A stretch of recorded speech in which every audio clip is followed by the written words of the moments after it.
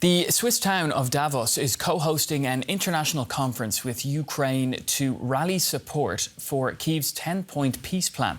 Around 120 national security advisors are set to join the talks, the fourth to discuss the plan. Russia was once again not invited and has dismissed the event, saying it will only participate in talks on its own terms.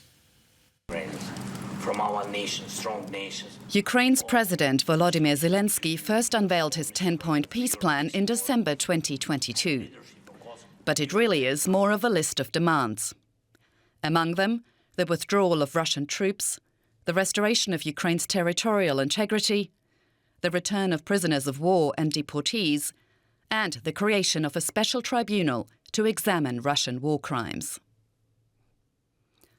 The Ukrainian plan has been discussed at 3 meetings in the past, involving a growing number of participants. The talks in Davos are the biggest yet. Each country's involvement in this collaborative effort, now with the work of advisors and later involving leaders, will demonstrate the importance of international law functioning at its full capacity, beginning with the UN Charter and all other norms that guarantee respect for nations and the territorial integrity of states. Absent from the talks is Russia, and Moscow has used this very fact to discredit Kyiv's plan. They're trying to find a peace formula without Russia's participation. This is an absurd process. Seriously, it's a process that has no potential for results. The Russian president has repeatedly said he is ready to talk about peace in Ukraine, but on Russia's terms. If they want to negotiate, let them negotiate. We will only do it based on our interests. One of Russia's interests, keeping hold of the Ukrainian territory its military has seized. A stated non-negotiable point for Kyiv and its allies. Our correspondent Ashutosh Pandey joins us now from Davos and the World Economic Forum. Ashutosh, great to see you. So high-ranking diplomats are meeting there to discuss a peace formula for Ukraine. Tell us more.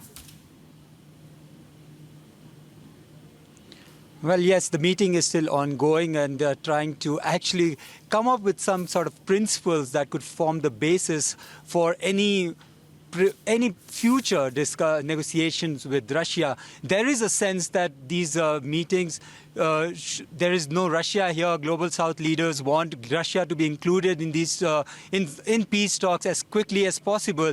But they really don't know how to bring Russia to the table. As you just heard in that report, they're not ready to make concessions, and that's the difficulty. But the idea is to be ready as and when Russia is ready to come and talk. So these talks are basically preparatory in nature, where they are trying to come up with some sort of principles, get more and more global South countries to also come on board, win their support, countries like India, Brazil. So clearly, they are trying to stress that this is not a peace conference. Any peace conference about this war is going to include Russia, and these are just preparatory talks.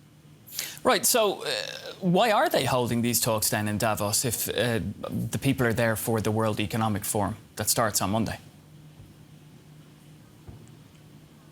Well, it's a strategic move to say, you could just say it because this is the place where tomorrow the World Economic Forum gets underway, the annual meeting. That's where the rich and powerful come. So this meeting gets a lot of attention. The series of meetings before this have just gone under the radar. There hasn't been a lot of support, and the fact that it's happening in Davos has already seen the numbers of participants go up. It's above 80 representatives who've taken part. So that's a success in itself.